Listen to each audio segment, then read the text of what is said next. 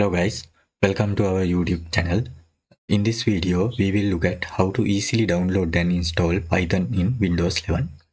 And also we will make sure Python installation using the command prompt at the end. So let's get started. First, go to your favorite browser. In the search bar, type Python download and press enter. In the search results, click on the python.org link. So in this official website, navigate to the download menu, and in here, this is showing the current stable version for the Windows. So click on this button, that will start the Python download process. Here you can see download is happening now. Once the download is finished, simply click on the tab file. Now you can close your browser. Now you can see this installation wizard.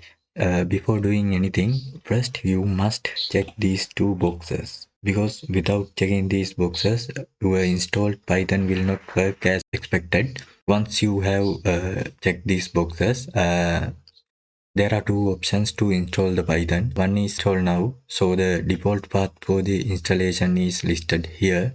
If you are okay with this path, you can simply click on install. If you need an custom installation and choose your own path, let's go with custom installation. So here all the boxes are checked, so do not need to change anything. So simply click on next. In here, it's asking to install Python for all users. I recommend you to check this box. In here, they are asking for your custom installation location. So if you are okay with this location, just click on install. Since I am okay with this path, I simply click on install. Then they are asking to allow this app to make changes to your device. So simply click on. Now your Python installation has started. Now Python setup was successfully installed, so simply click on close. Now you have to press the Windows button and in the search terminal type cmd, then click on the command prompt.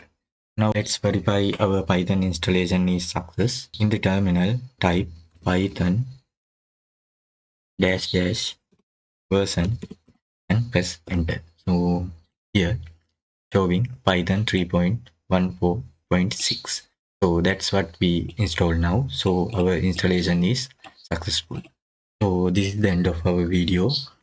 If you found this video helpful, please don't forget to like and subscribe to our channel. Thank you.